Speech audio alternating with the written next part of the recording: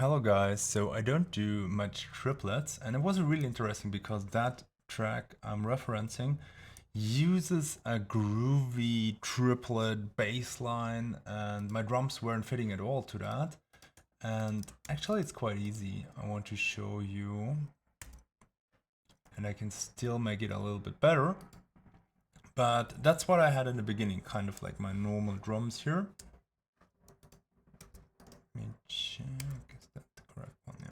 And it sounds like really ugly because on top I have this triplet groove here, which is here. If you switch on the triplet grid, you can see it has like the positioning here, while if we have the triplet grid off, their positioning is like different. So basically, what is a triplet grid for all that don't know?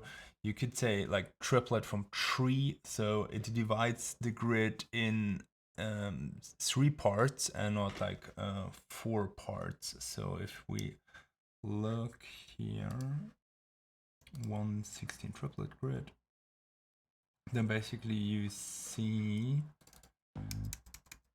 that we have like 6 here, and if we switch that off, we have 4. I said like 3, but yeah, you could actually say like it doesn't really matter because you can always go like smaller, you know, like 32 or 16 or 1/8, but division. So that's the most important point. And if you don't have the same division then on your leads and your drums, it doesn't sound so good. So check this out with the wrong drums. Really crazy, like out of time feeling.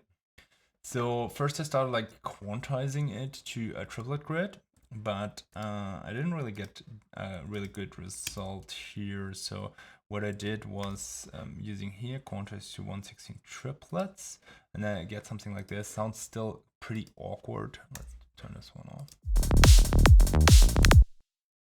So I experiment a bit with the positions here, and in the end, what made sense was to remove those here and have more or less this.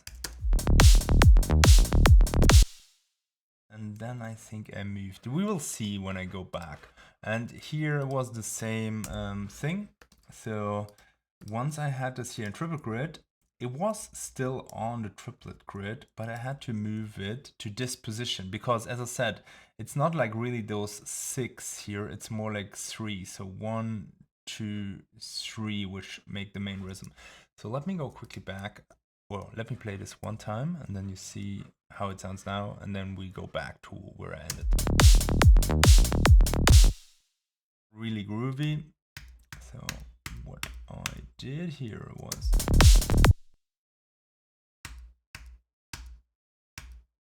now I need to find the right slot. Yeah, here was it. So as I told in the beginning, it's like here, this part here, this, and we spare this one, or we could also make it longer, doesn't really matter because it's like a one-shot thing. And here I moved it also to, if you divide by 3 and not by 6, then this is like the second position, and you get something like this.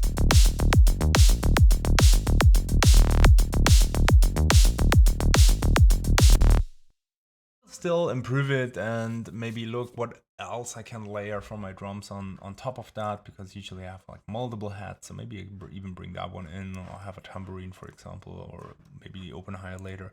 So that's something I will really need to check out and learn, because I think I never made a track with triplets before. I saw this like 90s stuff or something, and I think it's really cool because it's actually pretty bouncy and groovy, and I don't want to go too much in the proggish direction, but I think something like that can even be cool in like full-on tracks. So let's check out where we go with that.